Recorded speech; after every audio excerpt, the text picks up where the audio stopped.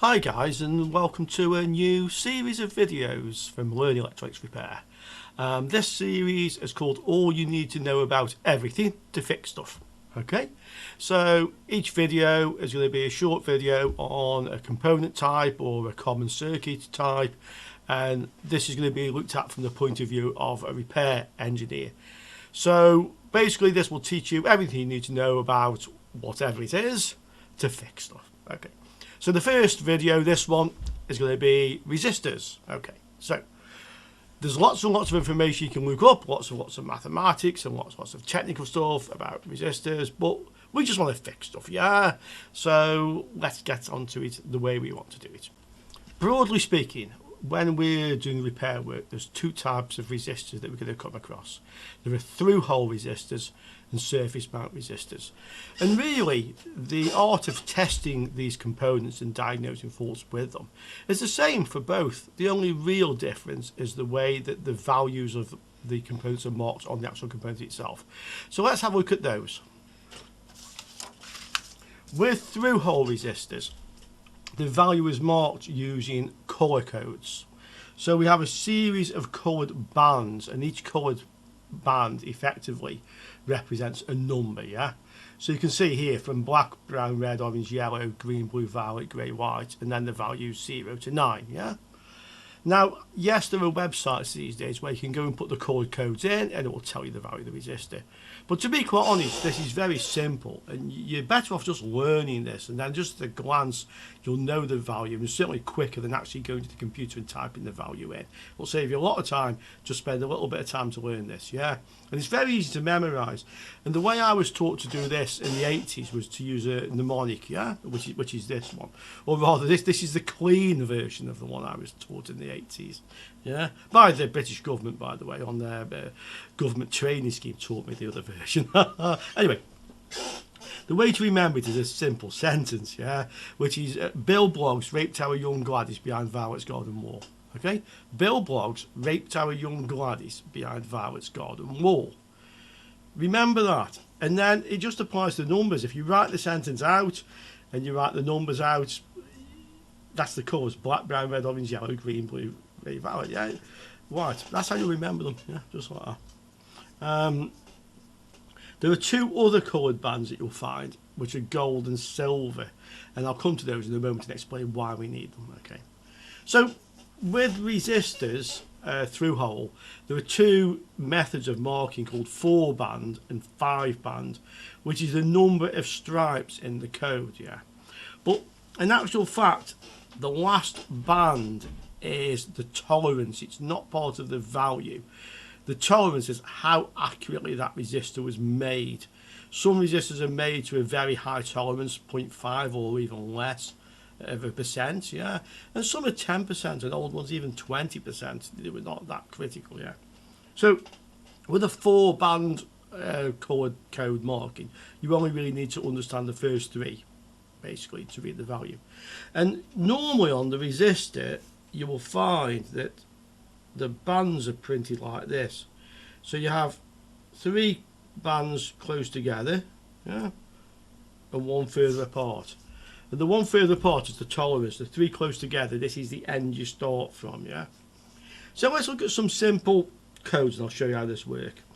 The first band is the first digit of the value, the second one is the second digit of the value, and the third one is the multiplier. In other words, how many zeros come after the value. So in this case, the first colour is yellow, which we can see is 4. So that's 4. The second colour is violet, which we can see is 7. So 4, 7, yeah? And the last band is black, but it doesn't mean 0, it means 0 zeros, no zeros following the value, yeah? So the value is 47, and the value on the code is marked in ohms. So yellow, violet, black is 47 ohms. Okay, let's look at another one. Yellow, violet again. So 4, 7, yeah? And yellow is 4, but it doesn't mean 4, it means 4 zeros, 0, 0, 0, 0. So now the value is 47,000 ohms, yeah? Which could also, you can call it 470 kilo ohms, yeah? But it's 470,000 ohms. So that's how the 3 bands work. And the last one, which is a tolerance, you don't really need particularly to bother with it unless you come to replace the components, and then you need to use one with at least as good a tolerance or less, closer tolerance. If it's a 5%, you can replace it with a 5%, 2%, or 1%, but you shouldn't really replace it with a 10 or a 20%. Now, according to this colour code, the lowest value we can actually have is brown, which is 1, black, which is 0, and 0 zeros after it. In other words, 10 ohms. That's the lowest value you can specify using these colour codes. But you do have resistors less than 10 ohms, so we need to get around that problem, and that's what the gold and silver are for. So with this one here, if it was brown, black, gold, it would mean 10 times 0.1 equals 1 ohm. If it was brown, black, silver, it would be 10 times 0.01, which is 0.1 ohms. And 0.1 ohms is the lowest value you can actually specify with the 4 band. Okay, the 5 band works exactly the same. The 5th band, which is normally separate from all the others, is the tolerance, exactly the same. And in this case, there's 3 digits in the value. First value, yellow 4, violet 7, green 5, and black is 0. So there's no multiplier. 475 ohms. And that's it. That's how it works. Very simple. I'll just mention here as well about ohms. You often see on schematic diagrams and in component part lists ohms specified in various ways. So you can see things like this: 1000 ohms, 1200 ohms. Now these can be specified in a couple of other ways as well.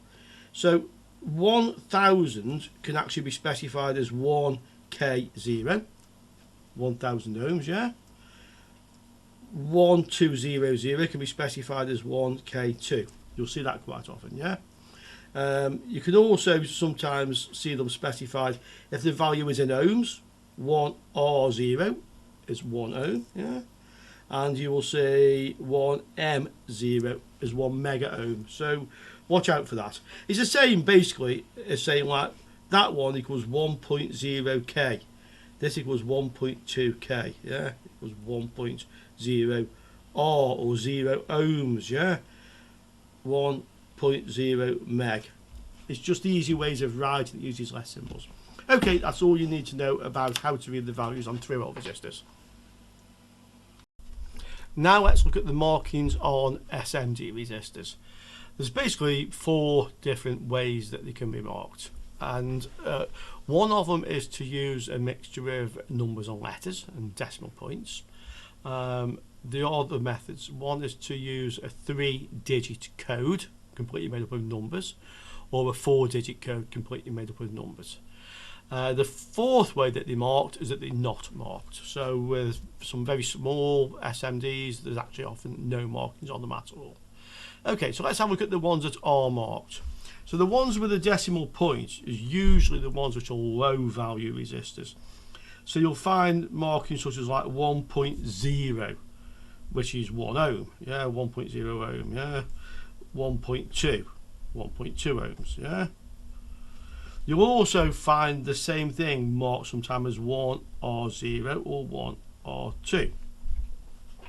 So here you're just replacing the decimal point with a letter, and the letter can be R, K or M, as I was explaining with the colour codes. So you can have resistors 1R0, 1K0, 1M0, 2R7, 2.7 ohms, 5K6, 5.6K, 1M8, 1.8 meg. So you get markings like that. Okay. So the other way is the 3-digit codes. Now this can be a little bit confusing in the 4-digit. So the 3-digit and 4-digit basically emulate the colour code system. So in the case of the 3-digit, you have the first value, the second value, and a multiplier. And the same with the 4 digit, apart from its first, second, third and multiplier. So that's the way they're marked.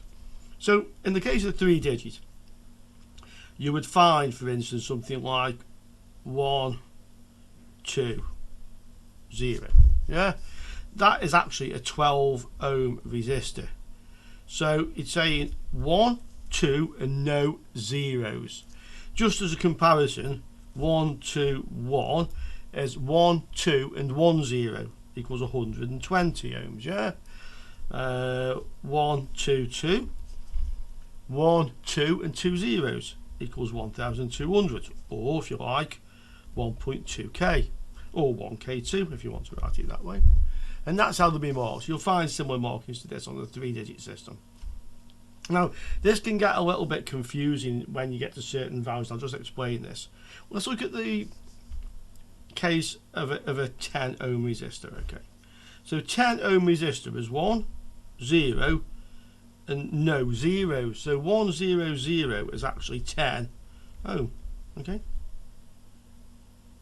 a 100 ohm resistor, 101, 100 ohms. Yeah. So these can sometimes look to your mind a little bit strange. You just have to remember how they work.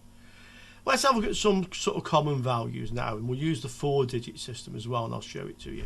So for instance, in a 1 kilo ohm resistor, we've got 1, 0, 2. That's the 3 digit code. 1 0 and 2 zeros equals 1000 ohms, 1 kilo ohm. Yeah. But on a 4 digit, we've got 3 values plus a multiplier. So in the 4 digit, that's actually 1, 0, 0, 1. 1 and 2 zeros, 1. Okay. This leads to some interesting things, like a 100 ohm resistor, and this 3 digit is 101, and 4 digit it's actually 1000. 0. Yeah.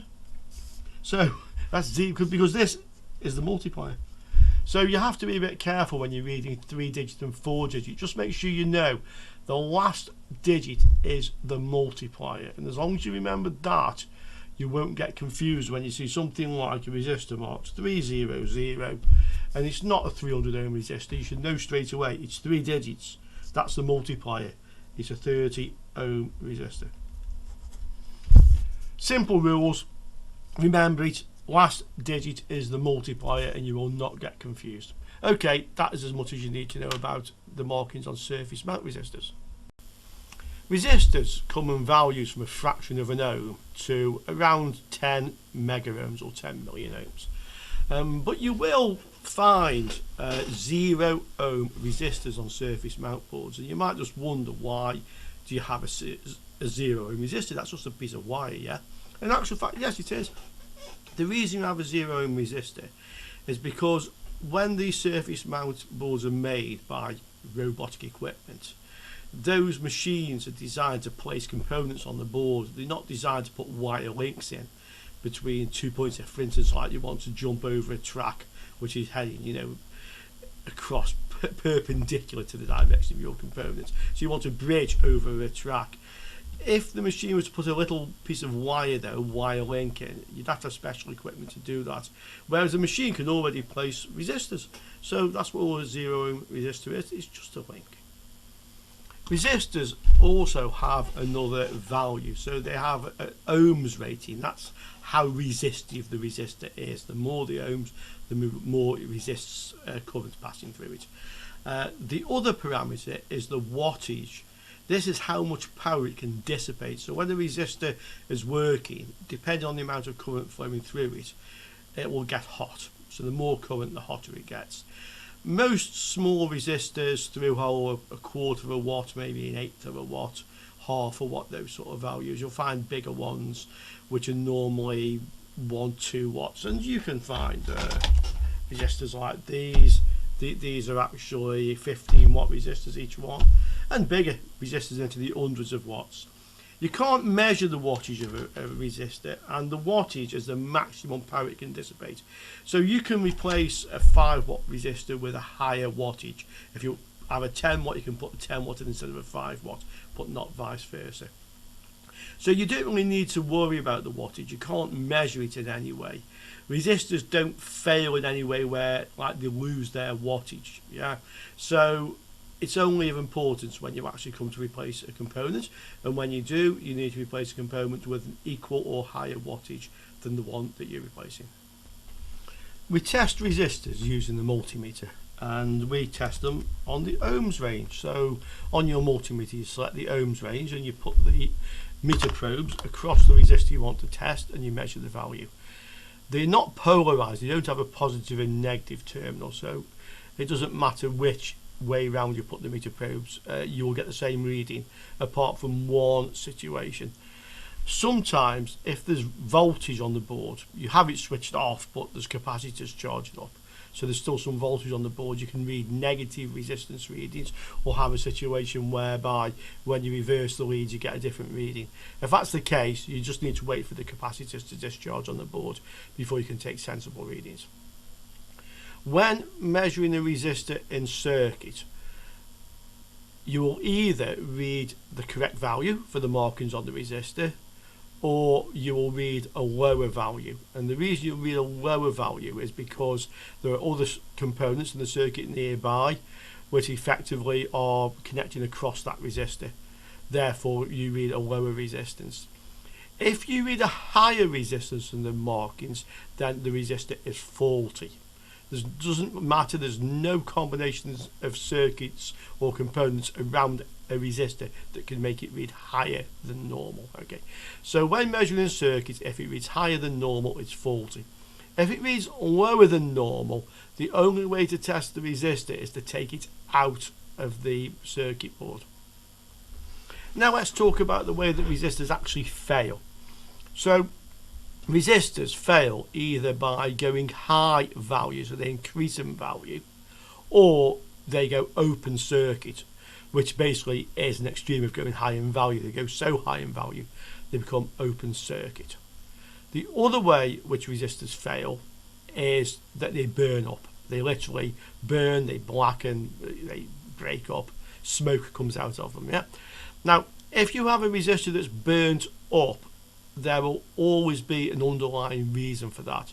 So if you see resistors that have burnt, then, or for this matter also resistors that are open circuit, you need to check the circuitry around that resistor to see if something has caused that. And what would cause it is a short circuit. A short circuit can cause too much current to flow through the resistor, so it either goes open circuit or it literally burns up.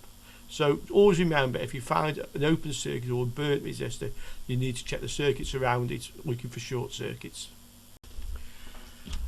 Another thing that confuses beginners when measuring resistors, that in most circuits you need to know that the value of resistors isn't necessarily critical. So I've seen people on forums and they say, oh, this resistor says 27 but mine reads 25.5. That often is not a critical matter. The only real time that it becomes critical are two situations. One, if the resistor is part of a timing network or to set the frequency of an oscillator, then it may be critical. And the other one, if the resistor is a current sense resistor, so the main current for a circuit is passing through that resistor and the circuit itself is monitoring the voltage across that resistor. And by monitoring that voltage across the resistor, it knows the current that's flowing. You'll often find this in overcurrent protection circuits. In those situations, the value of the resistor may well be critical, but in all other situations, really, it isn't. Another thing you need to know about resistors is, generally speaking, they're very, very reliable. They don't tend to fail on their own. They don't tend to age or become weak with age. There's a couple of exceptions to this. One is high value resistors, 500k, 470k, 1 meg, 2 meg, that have a very high voltage across them, often used to connect from the main supply, like 300 volts DC, and to power a startup for a power supply. The resistors in that circuit, there may be 2 or 3 in series, there may be a few mega ohms, and those do tend to fail sometimes without any underlying cause. So that's one you should need to just remember. The other one is very low value resistors, and current sensing circuits can go a little bit high and it can be critical. So if the resistor should be, for instance, like 0.22 ohms and it goes up to like 0.35 ohms, it may well cause the current sense circuit to trip out, or it thinks there's a fault and overcurrent when there isn't. So those are two real cases when you'll find resistors that just fail. As I mentioned before, if they've burnt up or they've gone open circuit, in most cases you need to look for an underlying cause. Now let's have a look at a few boards and let's have a look at a few resistors and just measure them so we can just familiarise ourselves with what we tend to find in circuits. Here's a typical circuit board that has through-hole resistors. It's actually a scrap ATX power supply. So we can see straight away we have lots of resistors and they're actually marked. This is the component number on the circuit diagram, not the value. So R50, R37 and so on. And the value is determined by the coloured stripes that I've shown you. So this one is brown, black, brown, gold. Now the value can't start with gold, so therefore we know it must start with brown. So 1 0 and the other brown means one more 0, that's 100. So let's just measure across this resistor and see what we actually read across it. And it's reading 98.1 ohms, so it's actually very close to what we'd expect. This is another one of the same value. Again, reading very close. Here's another one. Red, violet, orange, gold. So this is 2, 7, 3, 0. So 2, 7, 0, 0, 0 is 27k. I think the gold means 5% tolerance. So let's see what this one does. Does it read 27k? Yeah, it's reading. If I just switch my camera, sorry, the meter, so you can actually see the range. Kilo ohms, yeah, 26.58. So these are actually reading very close to what you might expect them to be. But that isn't always the case. Sometimes they can read a lot different. This one, a little bit confusing because it's difficult to see which end the reading goes. But it's either, it's got 5 stripes. It's a 4-digit code. So it's either 1 0 0 and 2 more zeros is 10k, or it's, if that's brown, 1 2 0 and 1 0. So it's either 1.2k or it's 10k. And the only real way to find it out is probably to remove it from the circuit and measure it. So, but let's have a look, see what we get. That might tell us. Okay, so it's reading 6k. So it's either a faulty 1.2k or it's a 10k. To be certain, you'd have to just lift one end of the resistor out of the board or unsolder the whole component and test. So those are typical resistors. Let's do one more. This is a colourful one. So orange, blue, red, gold. So it must start with orange. 3, 6 and 2 zeros. 3, 6, 0, 0, 3.6k. What have we got? And it's reading 3.54, so that one's reading close. These are almost certainly half watt resistors. It could be quarter watt resistors. Probably quarter watt actually. And you can tell by the size, yeah, you'll get to know them after a while. There's no way to measure that.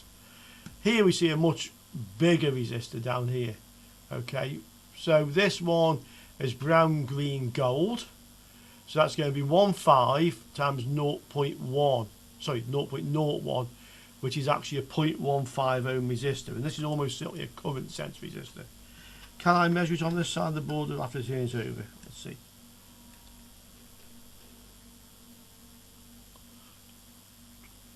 It's reading 1.9 ohms.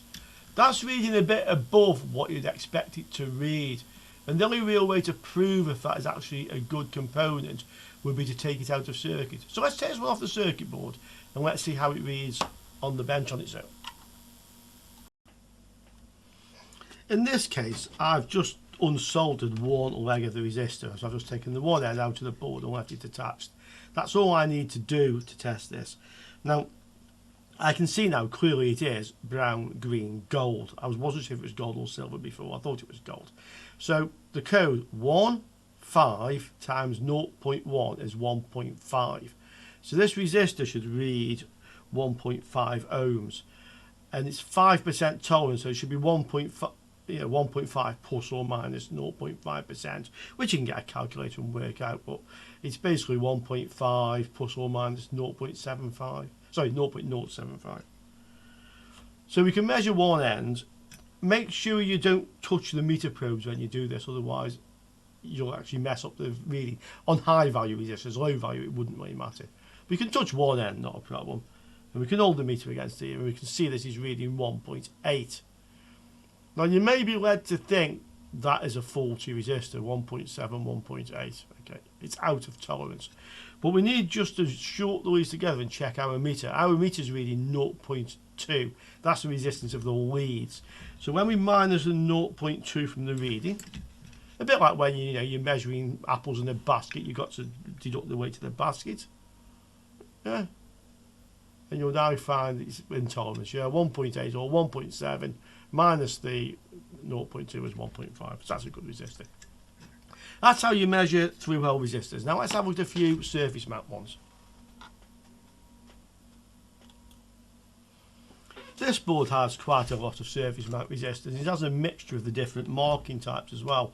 So we can see, for example, here, these ones are 3 digits. So 222 is 22 and 2 zeros, 2200, 2200 or 2.2k. So if we measure that one in circuit, just get onto it, it should read 2.2k or less, depending on the circuit. I mean, that's quite close to what it should read, okay. We have another one next to it, which is marked 473. So that's 47 and 3 zeros. 47,000 is 47k. So let's have a look at that one and how that one actually reads. If I just get to it, yeah. This is a bit difficult when I'm using the screen. Okay, that's reading lower than 47k. Oh no, it's still a little bit low. It's closer. You see the values changing. The reason the values change is because these capacitors nearby are charging. So if you wait a little while, it'll eventually settle at a reading, and you can see it was getting fairly close to it. That's my meter just auto ranging, yeah. So in the end, we've got 47, 46, 45, 44. The reason it does this, by the way, is it's charging the capacitor, and then when it goes into the auto range, the voltage the meter is sending out, because the meter has to send the voltage through the resistor to measure it, changes and the capacitor discharges. That's why you see the reader going up and going down when you've got an auto ranging multimeter on ohms range. So that's that. Now look at this one. 1001. That's a 4-digit code. It's not 1001. It's 100 and one more 0. The multiplier is 1. So this is a 1k resistor. So again, we can just measure that. 0.999. That's extremely close to what it is. And it should read the same the other way. I mean, sometimes the capacitors in the circuit it may not. Yeah, in that case it does. But sometimes it may not if there's charge in the capacitors. So these ones here are marked 5R1. So this is the mixture of letters and code, letters and numbers in the code. So 5R1, the R is the decimal point, so it's 5.1, and R is ohms. If it was K, 5K1 would be 5.1K, 5.1 M for mega ohms, yeah? So this is a 5.1 ohms. So just remember, the letter is where the decimal point is, and it specifies a multiplier as well, and 1, yeah? That's why the system's used a lot, because you can specify a very wide range of resistors that way. So let's have a look at these. So these are 5.1. How's this one reading? 2.8. Now you'll see there's another one next to it. Is that reading? Yeah, they're reading the same. And if you look in this case, both these ends are connected together. And I'm guessing both these ends are connected together. Yeah. So those resistors are actually in parallel across each other. And two resistors in parallel will read in total half the value. So half 5.1 is like 2.5, 2.55, yeah. So that's why we're reading across those about 2.5. Yeah. Remember, my meter reads about 0.2 on its own. One more. Under here we see some resistors marked 300, 300. But remember, this is not 300. It's a 3-digit code. It's 30 and the multiplier is 0. So 30 and no zeros after it is 30 ohms, yeah? This is what you need to just learn. You learn it quite quickly. So we can just measure this one and it should read 30. Again, it's reading half of that. And there's another one right next to it, another one. So again, I'm guessing these two are in parallel will both read the same. And if we look, these two ends are connected together, and I can just get underneath the thing. These two ends are connected together.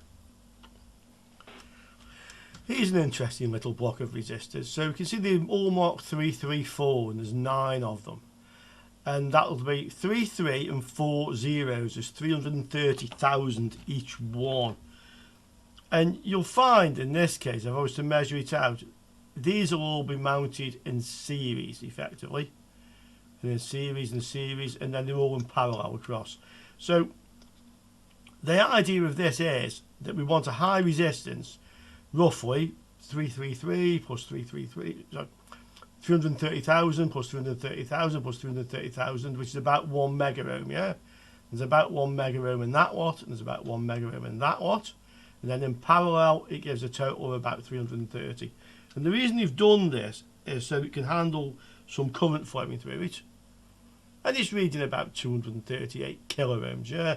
And you'll find that each strip is reading about the same. Because they're all, each strip is wired in parallel. This sort of arrangement is a startup supply. So this will be taking a high voltage supply from the rectified mains, maybe 300, 400 volts. And then off the other end is coming a low voltage which starts the power supply running. This is the type of resistors that you'll often find fail and go high and the thing won't start anymore. And there's nothing caused it, they just go high.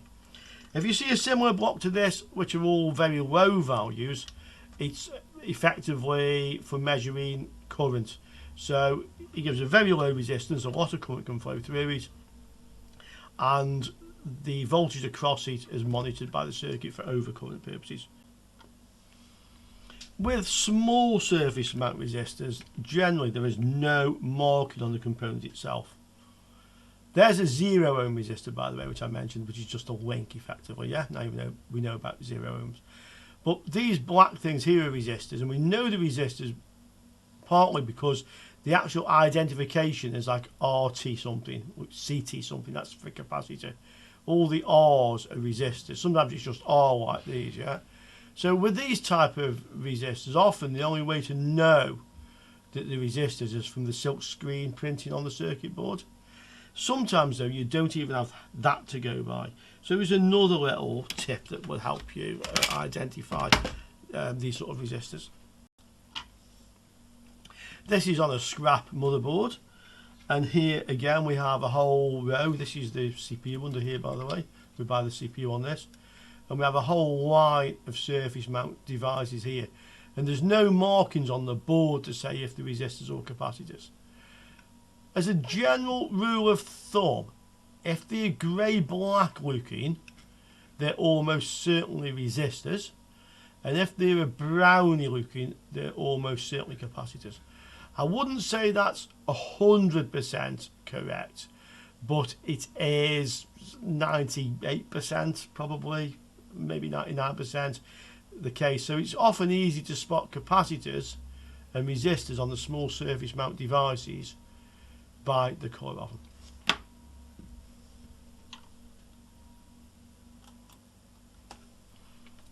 These little things, by the way, are also resistors. See the one marked 822. These are resistor networks. So what you have in here, effectively, is 3 of these, all in one package with 6 legs. But it's just 3 of those. And these are marked 822. So the value that it works the same as a 3-digit code on the resistor. So 82 and 2 zeros is 8200, 8200 is 8.2k. Now I'll just show you on one of these. If we just go across one of the resistors, we should read 8.2k or a bit less. Just get onto it. So that was reading, yeah, 8.24. There you go. And then there'll be in this one there'll actually be 4 resistors, not 3. Just get into the focus a little bit. You can see now there's 8 legs. So that are 4 resistors all running that way. And you often find these on computer motherboards. With the surface mount resistors, the wattage of the resistor basically is related to the physical size of it. So the larger the resistor, the higher the wattage it can dissipate. They come in a range of standard sizes, starting from like 0201, which effectively is 2mm by 1mm, and you can actually get smaller than that, up to like 1206, 12mm by 6mm, and various other sizes. And for each size, there is basically a wattage. So that's how you can look. If you can measure the component, find the size, from that you can find the wattage. With the small ones with no markings on them, they can be very difficult to determine, A, if they're faulty, because you don't know what the value should be. Obviously, if it's burnt up, you know it's faulty. And the problem there really is not knowing the value. So the only way to actually determine that, and the same applies to a resistor that did have markings but so badly burnt you can't read it, is to either find a circuit diagram, schematic, board view, or if you can't find that, go on the repair forums. Badcaps.net is a very good one, a free forum. Come on to Learning Electronics Repairing onto our Discord server and ask the guys here there, and hopefully somebody may be able to tell you what the correct value is, or maybe help you to work out the circuit so you can actually calculate roughly what the value should be, or even exactly what it should be. So I think that's everything that you'd really want to know, all you need to know about resistors to fix things. Hope you enjoyed that video. It's the first of a series, and I hope to do more. If you guys like it, then let's keep doing these maybe once a week, and we'll do repairs in between. Okay, adios amigos, see you soon.